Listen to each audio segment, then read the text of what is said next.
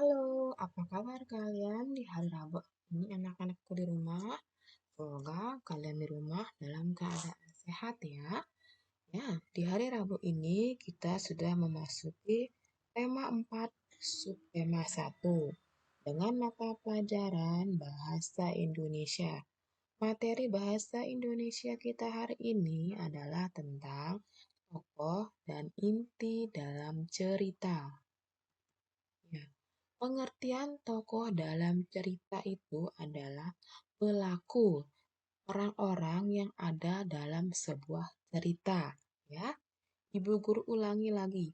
Pengertian tokoh dalam cerita adalah pelaku atau orang-orang yang ada dalam sebuah cerita.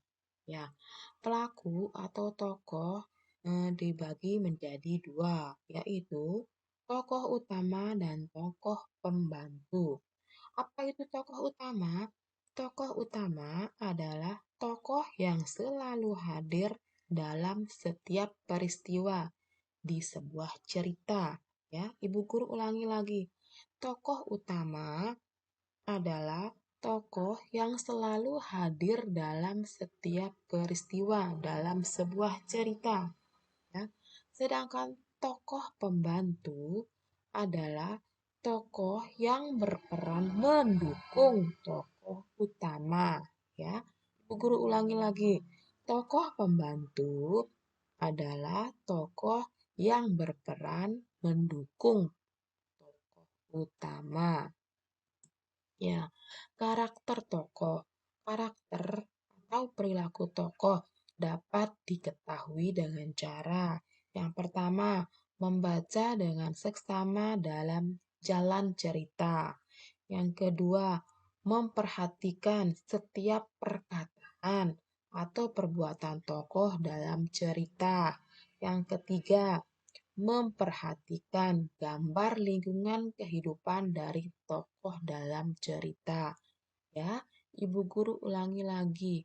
Karakter tokoh dapat diketahui dengan cara pertama, membaca dengan seksama dalam jalan cerita. Yang kedua, memperhatikan setiap perkataan atau perbuatan tokoh dalam cerita. Yang ketiga, memperhatikan gambaran lingkungan kehidupan dari tokoh dalam cerita. Ya, konflik dalam cerita. Ya, maksud atau arti dari konflik dalam cerita itu adalah suatu permasalahan yang dapat membuat cerita agar lebih berwarna dan menarik. Ya, Ibu Guru ulangi, apa itu konflik?